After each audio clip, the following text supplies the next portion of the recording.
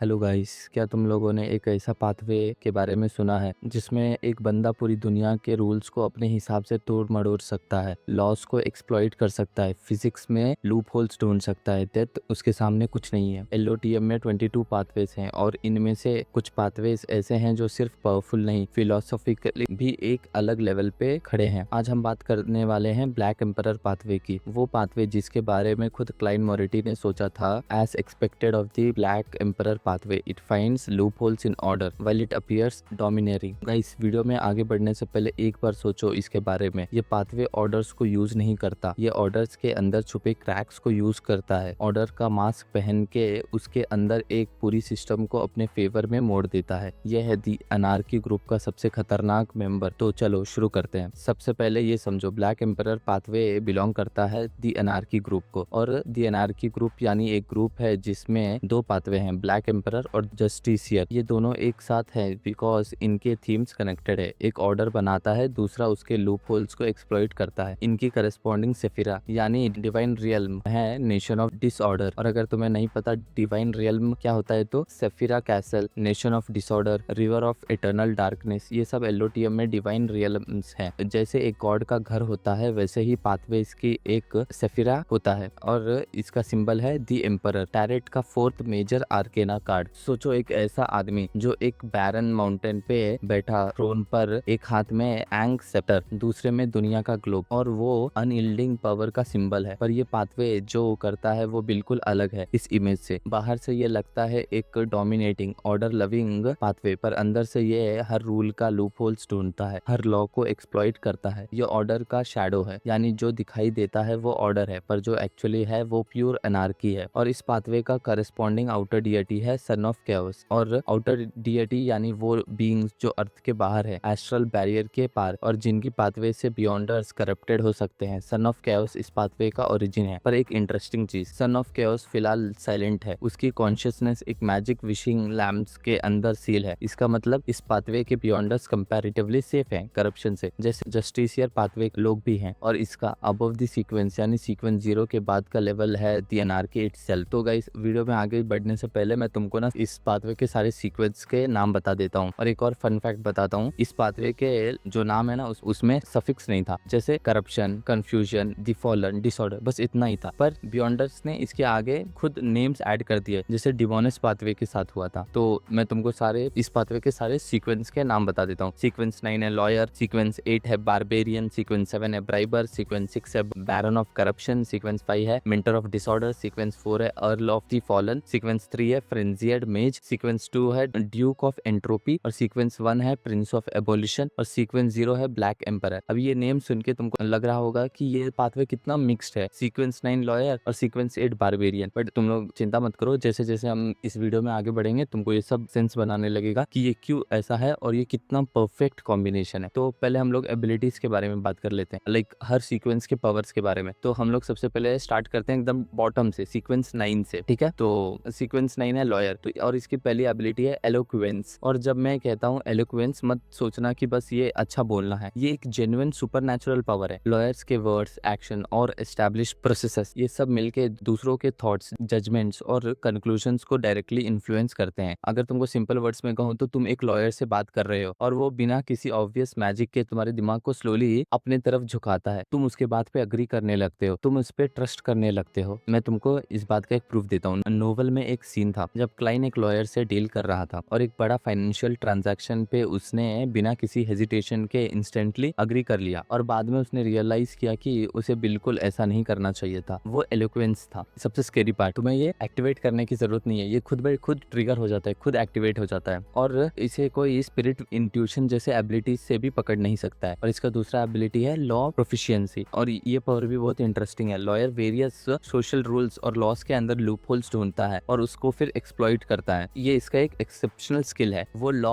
और ऑर्डर को लिटरली एक वेपन की तरह यूज कर सकता है। और एक खास बात, लॉ ऑफ प्रोफिशिएंसी की वजह से लॉयर ड्रीम और स्पिरिट चैनलिंग एबिलिटीज से भी बच सकता है। मतलब जो लोग सुपरनैचुरल तरीके से लोगों के अंदर झांकना चाहते हैं, इस पाथवे के बियॉन्डर इससे बच सकते हैं और उन्हें विश्वास दिला सकते हैं कि सब कुछ ठीक है। और इसका तीसरा एबिलिटी है स्पिरिट विजन। ये एक बेसिक बियॉन्डर एबिलिटी है जो बहुत सारे पाथवेज में है। इससे तुम नॉन फिजिकल चीजें देख सकते हो, गोस्ट, स्पेक्टर्स और लोगों के सोल्स के डिफरेंट लेयर्स, हेल्थ और इमोशंस भी तुम सेंस कर सकते हो। ये कॉगिटेशन के थ्रू सीखी जाती है। और अगर तुम्हें कॉगिटेशन नहीं पता है क्या होता है, तो कॉगिटेशन एक मेडिटेशन लाइक प्रोसेस है जो LOTM में बियॉन्डर्स यूज करते हैं अपनी एबिलिटीज को डेवलप करने के लिए। गाइस तुमको ऑनेस्टली बताऊं तो स्पिरिट विजन और लॉ प्रोफिशिएंसी कुछ ज्यादा ही बड़ा गेम चेंजिंग एबिलिटीज नहीं है इस पाथवे के। ये बेसिक पावर्स हैं जो तुम्हें बहुत सारे पाथवेज में मिल जाएंगे, बट थे तो मैंने सोचा मेंशन कर देता हूँ। और असल स्टार सीक्वेंस 9 में है वो है एलोक्वेंस। वही ये पाथवे को यूनिक बनाता है इतना छोटे लेवल पे भी। अब बात कर लेते हैं सीक्वेंस 8 बारबेरियन। नाम सुन के तुमको लगेगा कि ये तो लॉयर से बिल्कुल ऑपोजिट है, पर लॉजिक सिंपल है यार। जैसे हम लोग के रियल वर्ल्ड में कहावत है कि लातों के भूत कभी बातों से नहीं मानते, तो वही यहाँ भी है। अगर पहले लॉ से काम नहीं हुआ तो फिर फोर्स से। ये भी एक रूल है। सीक्वेंस 8 का पहला एबिलिटी है फिजिकल एनहांसमेंट, और ये कोई नॉर्मल स्ट्रेंथ बूस्ट नहीं है। बारबेरियन की स्ट्रेंथ, एजिलिटी, रोबस्टनेस, एंड्योरेंस सब कुछ ह्यूमन लिमिट से बहुत ज्यादा ऊपर चले जाता है। मसल्स ट्रिपल डेंसिटी से बढ़ जाते हैं। एक पंच से किसी इंसान के बोन्स तोड़ सकते हैं। एक हिट से पूरी बिल्डिंग शेक कर सकती है। पत्थर को हाथ से तोड़ सकते हैं। अगर तुम इसकी स्पीड हंटर पाथवे से कंपेयर करो तो थोड़ा कम है, पर एक इंटरेस्टिंग चीज है, मसल की इलास्टिसिटी इतनी ज्यादा हो जाती है कि वो इंस्टेंटली डायरेक्शन चेंज कर सकते हैं। फिजिकली ये लगता है जैसे कुछ फिजिक्स लॉज अप्लाई नहीं हो रहे हैं। और दूसरा एबिलिटी इस सीक्वेंस का है मेंटल रेजिस्टेंस। ये बहुत इंपॉर्टेंट है। Psychological manipulation, brain washing, mental attacks, barbarian के ऊपर इनका इफेक्ट सिग्निफिकेंटली कम होता है। जब तुम एक पाथवे पे हो जहाँ डिस्टॉर्शन और एलोक्वेंस वाले दुश्मन हैं, मेंटल रेजिस्टेंस एक बड़ा शील्ड है। ये दोनों एबिलिटीज हैं सीक्वेंस 8 की। स्ट्रेट फॉरवर्ड है, कुछ कॉम्प्लेक्स मैकेनिज्म नहीं है। फिजिकल एनहांसमेंट मेन इंपॉर्टेंट है और मेंटल रेजिस्टेंस एक सपोर्टिव पावर है। अब बात कर लेते हैं सीक्वेंस 7 के, ब्राइबर। इसका कोर एबिलिटी है ब्राइबर रुको। ये सिंपल ब्राइबरी नहीं है, ये सुपर नेचुरल चीटिंग है। किसी को भी ब्राइब दो, एक्चुअल ऑब्जेक्ट हो या सिंबॉलिक गेस्चर, और वो दुश्मन के ऊपर सुपर नेचुरल इफेक्ट होगा ही। और सबसे इंसियन रूल, चाहे टारगेट चीज एक्सेप्ट करे या ना करे, ब्राइब काउंट होता है। किसी की तरफ एक कॉइन थ्रो कर दो, डन।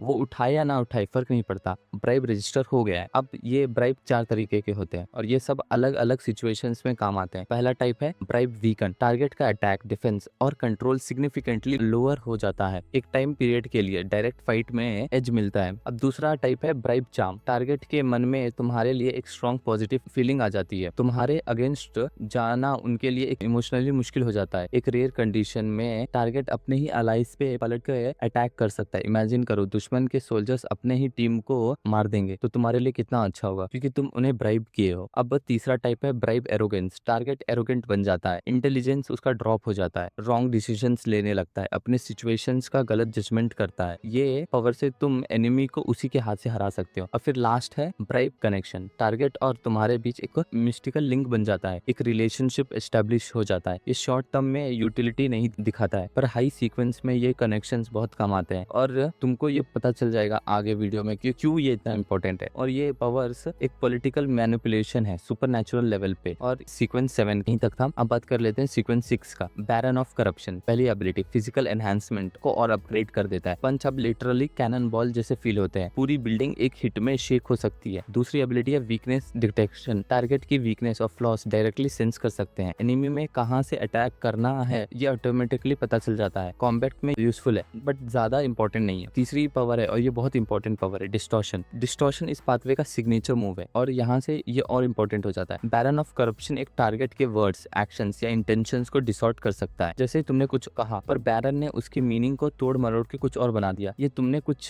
करना चाहा पर बैरन ने तुम्हारे इंटेंट को ट्विस्ट कर दी और उसे अपने फेवर में यूज किया। ये सिर्फ मैनिपुलेशन नहीं है, इसका मतलब है कि बैरन एक ऐसा ऑर्डर क्रिएट कर सकता है तुम्हारे ही डिसॉर्टेड वर्ड्स, एक्शन से, जो उसे एडवांटेज देता है, यानी अपने ओपोनेंट्स के एक्शंस को अपने अगेंस्ट यूज कराना। डिस्टॉर्शन इस पाथवे की सबसे सेंट्रल एबिलिटी है जो आगे हर सीक्वेंस में इवॉल्व होते जाती है। इसे ध्यान में रखना, ये बहुत इंपॉर्टेंट है। अब बात कर लेते हैं सीक्वेंस 5, मेंटर ऑफ डिसऑर्डर। यहाँ से मिड सीक्वेंस शुरू होता है। पहली एबिलिटी फिजिकल एनहांसमेंट का कंटिन्यूएशन, उतना इंटरेस्टिंग नहीं है बट एक अच्छा खासा अपडेट मिलता है। दूसरा एबिलिटी है commanding presence. Mentor of disorder एक ऐसी रॉयल ऑरा डिस्प्ले कर सकता है कि लोग ऑटोमेटिकली झुकने पे मजबूर हो जाते हैं, और वो झुकना चाहते हैं, ओबे करना चाहते हैं, और उन्हें फोर्स नहीं करना पड़ता है, ऑरा खुद काम करता है। ये एलोक्वेंस से अलग है। एलोक्वेंस वर्ड्स में थी, ये प्रेजेंस में है। तीसरा पावर है डिसऑर्डर। अब ये बहुत इंटरेस्टिंग एबिलिटी है। मेंटर ऑफ डिसऑर्डर अपने सराउंडिंग एनवायरनमेंट या किसी लॉक्ड टारगेट के अंदर केओस इंजेक्ट कर सकता है, और इस लेवल पे डिसऑर्डर के कुछ स्पेसिफिक इफेक्ट्स हैं। जैसे टारगेट की परसेप्शन डिसऑर्डर हो जाती है, मतलब वो अटैक्स में मिस्टेक्स करने लगता है, उसका उनका एम गलत हो जाता है, एनिमीज के एक्शन डिसऑर्डर हो जाते हैं, वो चीजें गलत ऑर्डर में करने लग, और डिसऑर्डर के यूज से तुम अपना ही एक फेक वर्जन क्रिएट कर सकते हो जिसे तुम डिकॉय की तरह यूज कर सकते हो। एनिमी के कंट्रोल एबिलिटीज को डिसऑर्डर से तोड़ सकते हो, उनकी ग्रिप लूज हो जाती है, डिस्टेंस का मेजरमेंट वो डिसऑर्डर हो जाती है, एक बड़ी दूरी एक पल में छोटी लग सकती है। इस लेवल पे मेंटर एक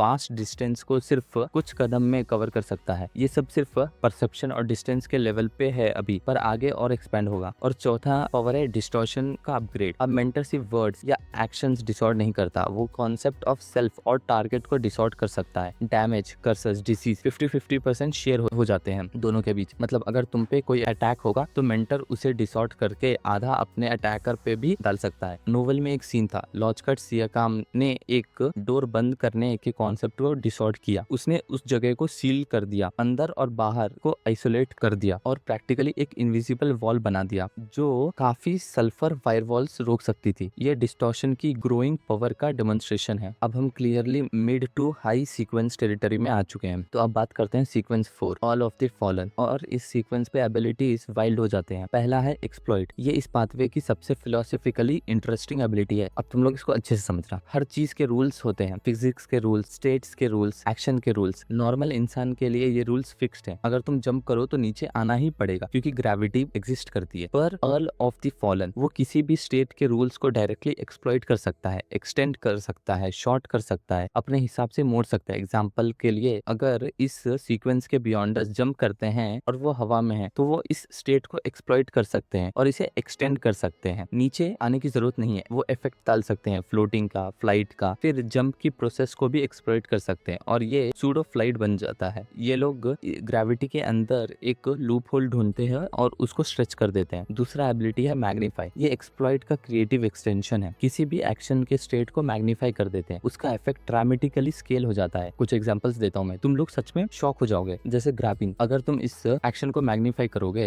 तो तुम लोग 100 मीटर के दूरी से सिर्फ एक गेस्चर से किसी को पकड़ सकते हो, या किसी का गले लगने का एक्शन तुम इसको भी मैग्नीफाई कर सकते हो। तुम इसको ऐसे मैग्नीफाई कर सकते हो कि तुम लोग 100 मीटर के दूरी से ही इसको एक केज की तरह यूज कर सकते हो। तुम लोग इसमें किसी को भी बंद कर सकते हो, या फिर तुम आसपास की हवा को मैग्नीफाई कर सकते हो और वो हरिकेन बन जाता है। किसी भी एक्शन को मैग्नीफाई करो, उसका नेचुरल इफेक्ट इतना बड़ा हो जाता है कि वो एक कंप्लीटली नया वेपन बन जाता है। और इसका तीसरा पावर है बेस्टोमेंट। ऑल ऑफ द फॉलन एक रेंज में डायरेक्टली नेगेटिव ट्रेट्स और एट्रीब्यूट्स लिविंग बींग्स पे डाल सकता है। ये ब्राइबर से अलग है, ब्राइबर में एक एक्ट करना पड़ता है, बेस्टोमेंट सीधा डाला जा सकता है। जो नेगेटिव ट्रेट्स बेस्टो किए जा सकते हैं, टारगेट्स स्लगिश हो जाता है, टारगेट एंशियस हो जाता है, टारगेट मनी ऑब्सेस्ड हो जाता है, सिर्फ पैसे दिखते हैं उसको, बिना सोचे वो कदम उठाने लगता है। टारगेट्स अपना फाइट करने का विल लूज कर देते हैं, वो लेथार्जिक फील करते हैं, उन्हें मूव करने का मन नहीं करता है, वो आलसी हो जाते हैं। ये एनिमी को अपने आप कमजोर करने का एक बहुत इंपॉर्टेंट पावर है। और चौथा पावर है डिसऑर्डर का अपग्रेड। डिसऑर्डर अब स्ट्रक्चर को भी इफेक्ट करता है, बिल्डिंग्स कोलैप्स कर सकता है, मेजरमेंट्स को डिसऑर्ड कर सकता है, बड़ी दूरी छोटी लगने लगती है, अटैक्स जो एम्ड होते हैं ऑटोमेटिकली मिस करने लगते हैं। नोवेल में एक सीन है जब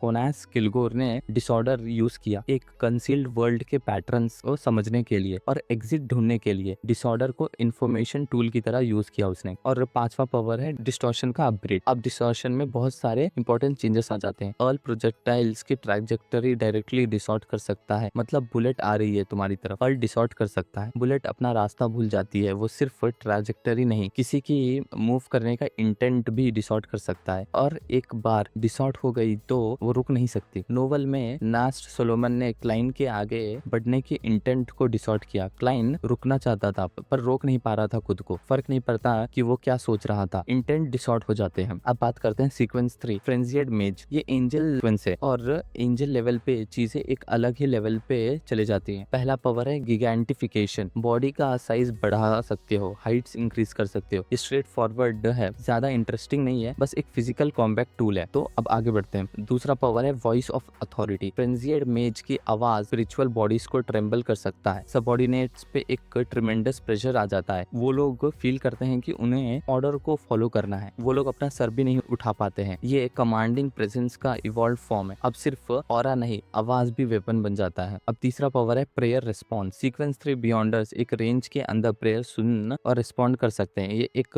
लोअर डिएटी जैसा क्वालिटी है। चौथी पावर है फ्रेंजी। ये डिसऑर्डर के इवॉल्व फॉर्म है, अब एक पूरा अथॉरिटी बन गई है। इस लेवल पे, और ये बहुत यूनिक है। फ्रेंजियर में जब एबिलिटीज यूज करता है उनकी खुद की एबिलिटीज रैंडम वेरिएशंस में चले जाती है जो ऑफ्टन बेनिफिशियल होते हैं, और एनिमी की एबिलिटीज भी रैंडमली चेंज होते रहते हैं। पर एक इंपॉर्टेंट बात, फ्रेंजियर में जो खुद प्रेडिक्ट नहीं कर सकते कि क्या होगा, ना ही अपने लिए ना ही दुश्मनों के लिए। ये कंट्रोल केओस है, तुम केओस अनलिस्ट करते हो और अल्टीमेटली ये तुम्हारा फेवर में झुकता है, पर एग्जैक्टली कैसे वो तुम भी नहीं जानते। पांचवा पावर है डिस्टॉर्शन का एंजल लेवल अपग्रेड। अब वो रूल्स को डिसॉर्ट कर सकता है जो अथॉरिटीज ने बनाए हैं। ये सिर्फ लोगों के वर्ड्स या इंटेंट नहीं, ये एक्सटर्नली क्रिएटेड रूल्स, बाउंड्रीज और लॉस है। नोवेल में एक सीन है जब एक फ्रेंजियर्ड मेज ने एक पिलर के rule the battlefield shall be divided को डिसॉर्ट किया। उसने बैलेंस प्रिंसिपल को इतना एक्सट्रीम कर दिया कि सील्ड आर्टिफैक्ट्स भी उस बैटलफील्ड बैलेंस में आने लगे, और इस तरह उन्होंने एक टाइटली कंट्रोल्ड डुएल में खुद को फोर्सफुली एंट्री करवा ली, रूल्स के अगेंस्ट पर रूल्स का यूज करके। सिक्स्थ पावर है एक्सप्लॉइट का अपग्रेड। एंजल लेवल पे एक्सप्लॉइट इतना पावरफुल हो जाता है कि बियॉन्डर्स एक सिंगल जंप से लिटरली अर्थ से मून तक ट्रैवल कर सकते हैं। हवा में होने की स्टेट को इतना एक्सप्लॉइट करते हैं कि डिस्टेंस का कॉन्सेप्ट ही टूट जाता है। अब बात करते हैं सीक्वेंस 2, ड्यूक ऑफ एंट्रोपी। पहला पावर है एंट्रोपी। एंट्रोपी फिजिक्स का एक कॉन्सेप्ट है। हर सिस्टम इवेंचुअली डिसऑर्डर की तरफ जाता है। एक कप तोड़ना इजी है पर जोड़ने के लिए एनर्जी चाहिए, यह नेचुरल टेंडेंसी है यूनिवर्स का। ड्यूक ऑफ एंट्रोपी एक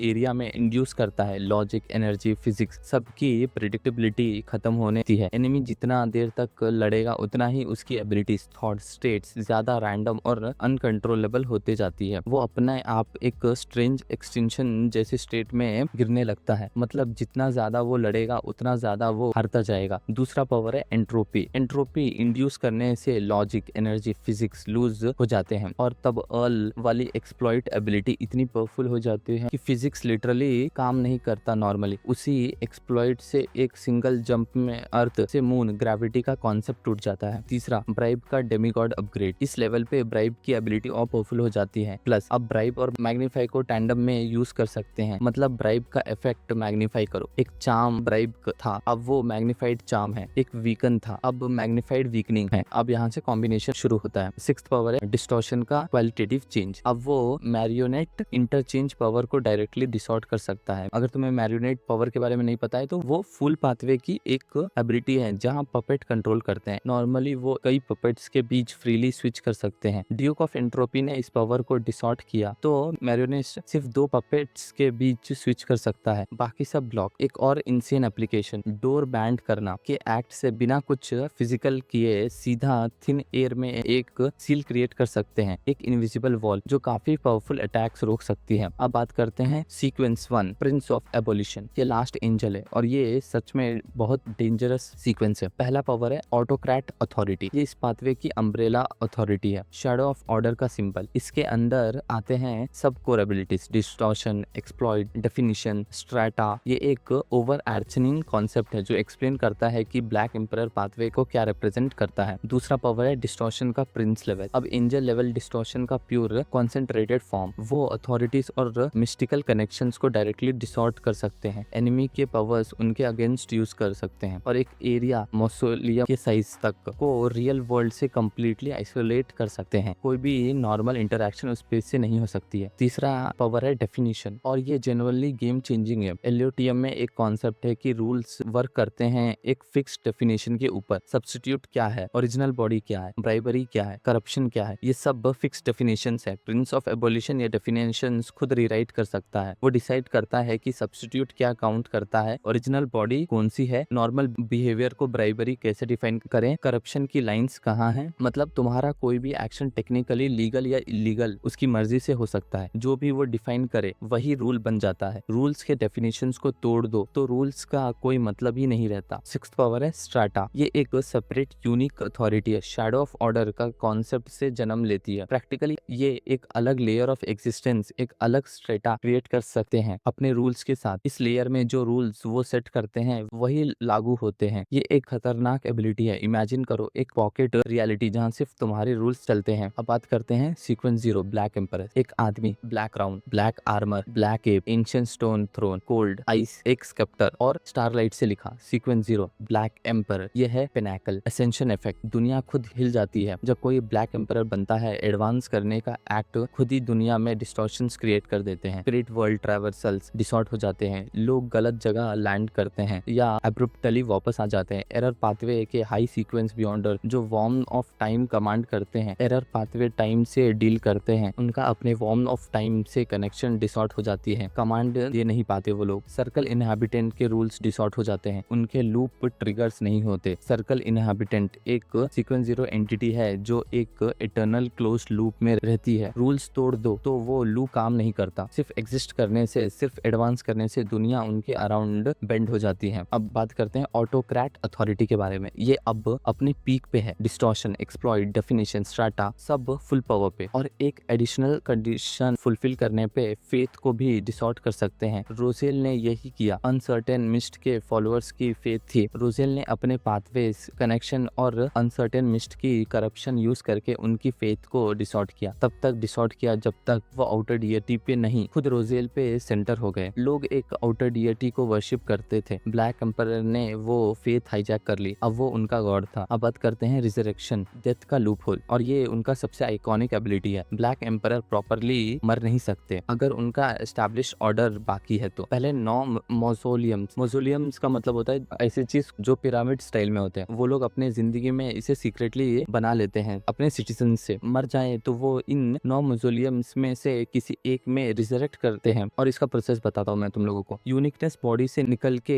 एक एब्स्ट्रैक्ट कॉन्सेप्ट बन जाती है। सब्जेक्ट्स ब्लैक एम्परर की आवाज सुनने लगते हैं, एस्ट्रल वर्ल्ड में रीअपियर करते हैं, यूनिकनेस वापस अब्सॉर्ब करते हैं और फिर रिटर्न करते हैं। पर वेट, सारे 9 मौजोलियम्स डिस्ट्रॉय कर दो तो क्या होगा? जब तक थोड़ी सी भी ऑर्डर बाकी है जो ब्लैक एम्परर ने एस्टैब्लिश की थी, वो फिर भी मिस्टीरियसली रिवाइव हो सकता है। ये डेथ के रूल्स में एक लूपहोल है। डेथ भी एक रूल है और ब्लैक एम्परर ने उस रूल में भी एक क्रैक ढूंढ लिया है। इस एबिलिटी का नाम है लास्ट रिबर्थ और ये गॉड लेवल लूपहोल एक्सप्लॉइटेशन है। तो गाइस अब बात करते हैं एडवांसमेंट के बारे में, मतलब कैसे बढ़ा जाता है इस पाथवे में। हर सीक्वेंस के लिए पोशन बनानी पड़ती है और उसे डाइजेस्ट करना पड़ता है। डाइजेस्ट करने का सबसे एफिशिएंट तरीका है एक्टिंग मेथड, यानी अपने सीक्वेंस के नाम के हिसाब से एक्ट करना पड़ता है बियॉन्डर्स को। अब मैं तुमको बताता हूँ कि हर एक्टिंग मेथड का क्लूज क्या है। जैसे लॉयर, एग्जिस्टिंग रूल्स और लीगल सिस्टम्स के अंदर रहो, लूपहोल्स ढूंढो, किसी की भी केस जीतने की कोशिश करो with in the system. Barbarian का होता है हर सिस्टम के अगेंस्ट कोई दूसरा सिस्टम होता है, डायरेक्ट अप्रोच लो, फोर्स पे रिलाई करो जब लॉ फेल हो। ब्राइबर का है पूरी सिस्टम को चेंज करने की कोशिश मत करो, उस एक की पर्सन को ढूंढो जो पर्सनल डिजायर, फियर्स या नीड की वजह से एक हब है और उसे कन्विंस करो कि तुम्हें सर्व करे उनके अपने इंटरेस्ट में रहते हुए। और बैरन ऑफ करप्शन का है किसी existing system, mafia, army, family में इन्फिल्ट्रेट करो और अंदर से उसके रूल्स को करप्ट करो, ग्रेजुअली उसे अपने फेवर में बेंड कर दो। और सीक्वेंस जीरो के लिए अपना खुद का कंट्री होना चाहिए, तुम्हारा नाम एम्परर टाइटल से कॉमन नॉलेज में होना चाहिए। एक सेट ऑफ स्ट्रिक्ट और कॉम्प्लिकेटेड रूल्स एस्टैब्लिश करो, आर्किटेक्चर स्टाइल तक जो नॉर्मल से बिल्कुल अलग हो। अपने सिटीजन्स को सीक्रेटली 9 पिरामिड स्टाइल मौजोलियम्स बनवाओ। जब मेजॉरिटी सिटीजन्स अलग अलग सिटीज में सैक्रिफिशियल रिचुअल्स कर रहे हो तभी सीक्वेंस जीरो पोशन पियो, मतलब ब्लैक एम्परर बनना लिटरली नेशन बिल्डिंग है। अब बात करते हैं इस पाथवे के नोटेबल बियॉन्डर्स की। Black emperor Solomon, fourth approach का लेजेंड। सोलोमन एम्पायर का ruler sequence zero black emperor था। इतना पावरफुल था कि सभी एरिस्टोक्रेटिक उसमें बिलीव करते थे। डियटीज ने भी टेम्पररली उसके रूल को एक्नॉलेज किया था। 6 डियटीज ने मिलके एक प्लान बनाया तभी वो मारा जा सकता था। सोलोमन वो लेवल था। उसके बाद आते हैं अपना फेवरेट रोजेल गुस्ताव, हमारा सेकेंड ट्रांसमाइग्रेटर। वो पहले पैरागॉन पाथवे में था, फिर हर्मिट पाथवे पे स्विच किया और फिर directly sequence zero black emperor बन गया। नॉन नेबरिंग पाथवे स्विच करने से ये नॉर्मली मैडनेस लाता है और रोजेल के साथ भी वही हुआ, पर इसका गोल था खुद के पुराने पाथवे कैरेक्टरिस्टिक्स से छुटकारा पाना। रोजेल ने अल्टीमेटली इतनी सारी प्रॉब्लम्स फेस की कि खुद ही अपनी रिजरेक्शन रोक ली अनसर्टेन मिस्ट के करप्शन की वजह से। अब वो एक प्रिमिटिव आइलैंड पे सील्ड था जब तक सर्कल ऑफ इनएविटेबिलिटी की इवेंट्स में फाइनली कुछ क्लैरिटी नहीं आई। और Nash Solomon, king of the 5 seas, rumour है कि ब्लैक एम्परर सोलोमन का डिसेंडेंट है। उसने नोवेल में क्लाइन के सामने सीक्वेंस 3 लेवल की डिस्टॉर्शन एबिलिटी डेमोन्स्ट्रेट की थी। क्लाइन के आगे बढ़ने के इंटेंट को डिसॉर्ट कर दिया था और क्लाइन रुक ही नहीं पा रहा था खुद को। अब मैं तुम लोगों को कुछ इंपॉर्टेंट डिटेल्स बताता हूँ जो मुझे लगता है कि स्किप नहीं करना चाहिए मुझे। जैसे पहले बात कर लेते हैं कंपैटिबल पाथवेज के बारे में। एनार्की ग्रुप में ब्लैक एम्परर और जस्टिसियर साथ में हैं। इन दोनों का थीमेटिक कॉन्ट्रास्ट इंटरेस्टिंग है। जस्टिसियर बिल्ड्स आयरन क्लैड ऑर्डर और punishes law breakers. Black emperor same order के अंदर से लूप होल्स एक्सप्लॉइट करता है। दोनों ऑपोजिट साइड पे हैं फिलोसफिकली, पर ग्रुप में नेबर्स हैं। उसके बाद बात करते हैं टैरेट कार्ड के बारे में। दी एम्परर, ये पाथवे का करस्पॉन्डिंग कार्ड है, जो ऊपर बैठे हैं एक बैरन माउंटेन पे ग्लोब और स्केप्टर के साथ, स्टेराइल रेगुलेशन और अनइल्डिंग पावर। पर ये पाथवे एक्चुअली उस स्टेरिलिटी को ट्विस्ट करती है, दिखाई रिजिड देता है पर है loophole. Son of chaos connection, इस पाथवे के बियॉन्डर्स कैरेक्टरिस्टिक्स का ओरिजिन सन ऑफ कैओस से आता है, जो फिलहाल मैजिक विशिंग लैंप में सील्ड है, इसलिए इस पाथवे के बियॉन्डर्स कंपैरेटिवली सेफ हैं। तो गाइस, ये था ब्लैक एम्परर पाथवे, एक पाथवे जो सरफेस पे एक डोमिनेटिंग एम्पायर की वाइब्स देती है। Black crown, black armour, sceptre, nation, emperor, पर अंदर से ये एक सोफिस्टिकेटेड लूपहोल मशीन है। हर रूल में एक चिंक होती है, हर लॉ में एक गैप होता है, हर ऑर्डर में कोई ना कोई एक्सप्लॉइट होता है। ब्लैक एम्परर वो है जो ये सब ढूंढता है और फिर उन क्रैक्स को इतना वाइडन कर लेता है कि